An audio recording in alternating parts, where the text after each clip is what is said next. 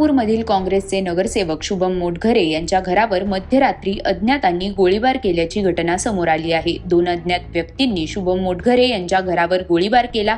ही घटना सीसीटीव्ही कॅमेऱ्यात कैद झाली आहे।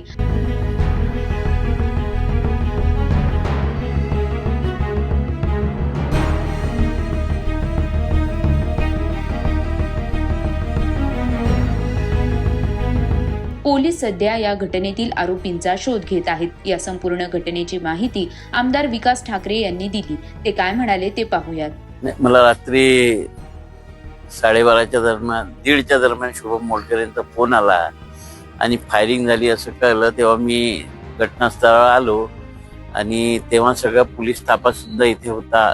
या झोनचे DCP, crime DCP, additional commissioner आणि सगळा पोलीस ताफा येऊन आरोपीच्या शोधात आहे। शुभमचं बयान घेतलं, त्यांची कोणाशी जुनी दुश्मनी आहे का, काय वाद आहे गोळी चालवायचा, आणि याचा तपास पोलीस करत आहे आणि सारी पोलीस यंत्रणा इथे लागलेली आहे। आम्हाला वाटते की लवकरात लवकर आरोपी मिळतील आणि जी घटना झाली ती दुर्दैवी घटना आहे।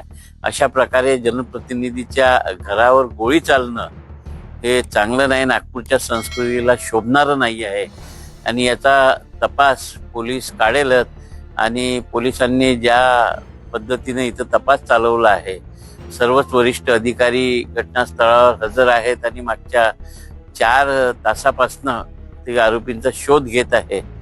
तर सीपी साहेबांशी सुद्धा माझं बोलणं झालं आणि त्यांनी सुद्धा सर्वांना निर्देश दिले आणि आम्हाला वाटते की पोलीस यंत्रणा कामाला लागली आहे, आरोपींना शोधून काढतील आणि आम्ही सुद्धा लोक की कोण असू शकतो याच्या शोधात सर्व लोक आहोत आणि सगळे मिळून आरोपीला शोधतील ही अपेक्षा आहे। नागपूरमध्ये आज पाहण्यात आलाय, ईदच्या अनुषंगाने आज बंदोबस्त मोठ्या प्रमाणात लागणार आहे, परंतु अशात हे आरोपी बाहेर निघाल्यास पोलीस प्रशासनाकडनं लवकर अगर आरोपी आहेत अशा वेळेस तुमच्या पार्टीकडनं काय आंदोलन वगैरेची भूमिका? नाही, असं आहे की हे पहा की पोलीस यंत्रणेलाही काही असे 3 डोळे नाही राहत की कुठे गेलाय काय, त्यांना आपण क्लू देऊ त्याच्यावरनं। तर आम्ही शुभमला त्यांनी विचारलं आहे की तुमची कोणाची दुश्मनी, राजनैतिक वाद आहे की प्रॉपर्टीचा वाद आहे, कोणाचं भांडण झालं, त्यांचा संशय त्या 2-3 लोकांवर तर त्यांना पोलिसांनी पकडलेला आहे।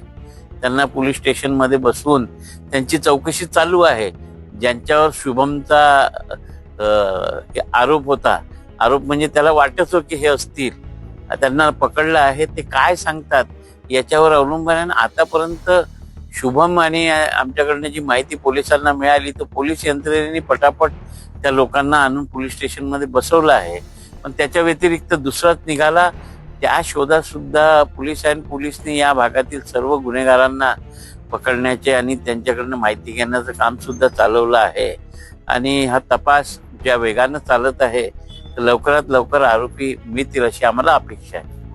ही फायरिंग राजनैतिक वळणावर झालेली असू शकते का, काय तुम्ही सांगू शकता? आता कसं आहे, आरोपी कोण आहे तो मिळाल्यावरच सांगू ना आम्ही, राजनीतिक आहे की वैयक्तिक आहे की जुन्या मनस्यातून आहे। आता आरोपीच नाही कळला तर आता आम्ही काय सांगू शकणार आहे?